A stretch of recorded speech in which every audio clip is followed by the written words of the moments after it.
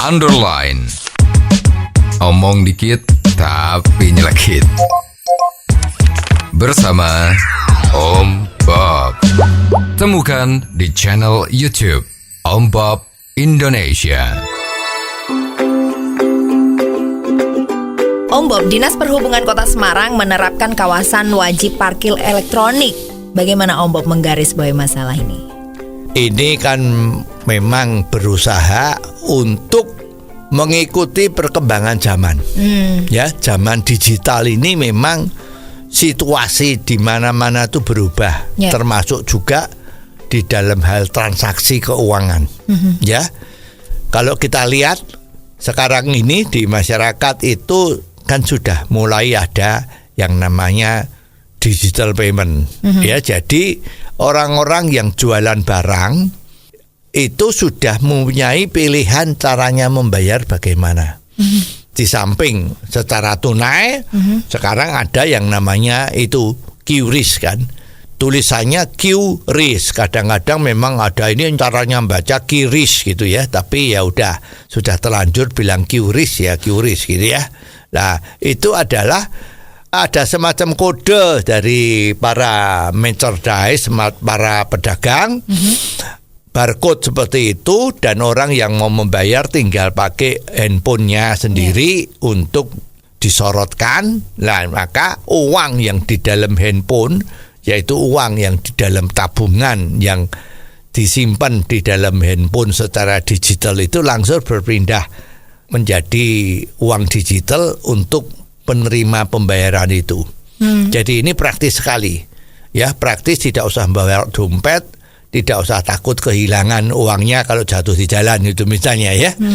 Nah, sekarang ini ada ide dari Semarang ya, pemerintah daerah Semarang, kalau ada daerah parkir itu juga harus membayar uang parkirnya itu pakai digital.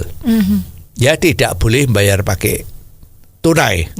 Ya, jadi rupanya semua tukang parkir di sana itu sudah dibawain perlengkapannya berupa handphone, di mana handphone itu sudah ada programnya untuk menerima pembayaran lewat digital, dan peraturannya adalah demikian.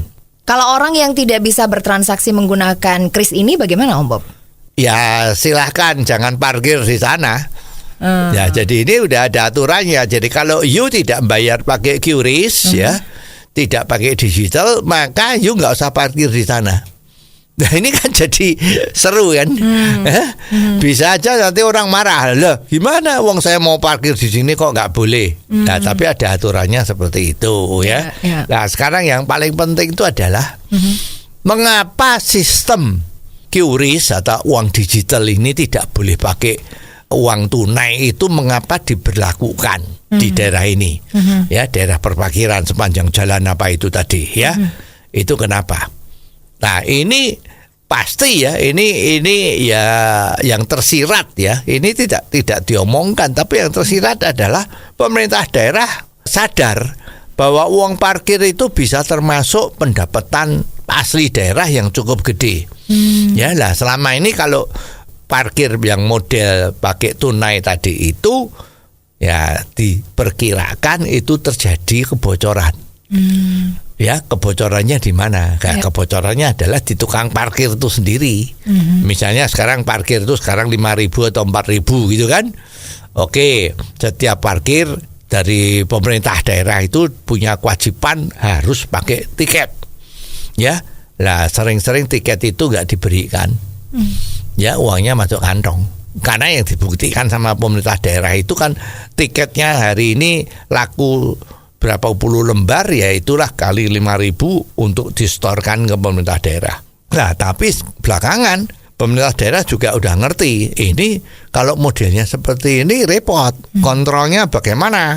Ya, jangan-jangan tukang parkirnya penghasilannya lebih banyak dari Pemda gitu kan. Karena yang dimakan atau yang tidak distorkan lebih banyak ketimbang yang distorkan.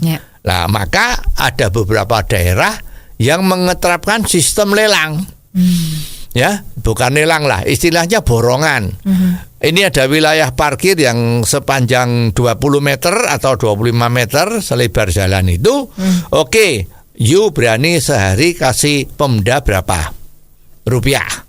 Ya, diperkirakan kalau parkirnya ada 100 kali parkir, berarti kalau direken 5.000 kan berarti 500.000. Ya oke, yuk siapa yang berani? Daerah sini 500.000, daerah yang ramai sekali mungkin 1 juta. Ya sampai tukang parkirnya ada lah, itu pendapatan pemerintah daerah sudah pasti kan. Nggak mungkin kurang dari itu. Nah, tapi sering-sering kan perhitungannya itu bisa meleset. Atau juga perhitungannya ini tawar-menawar tadi itu terjadi kong kali kong, TST. Ya, jadi seharusnya Pemda itu dapat duit banyak menjadi berkurang karena disunat dari sistem yang tadi itu. Jadi sistem QRIS tadi itu mengurangi kesempatan untuk berkorupsi. Nah, ini sebetulnya bagus. Tapi kan tadi itu tidak semua orang punya sistem yang seperti itu. Ya, apakah ini bisa dilaksanakan? Tergantung juga.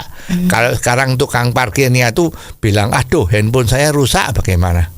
Kan parkir tapi nggak bayar lagi pakai QRIS. Nah, handphonenya saya rusak gimana? Gitu kan.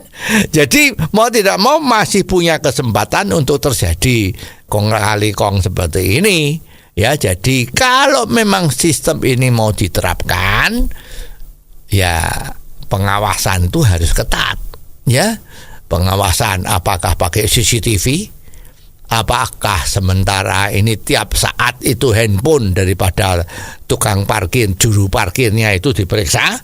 Begitu ada handphone yang rusak, mereka tidak lapor, maka dia dipecat atau disuruh ganti rugi.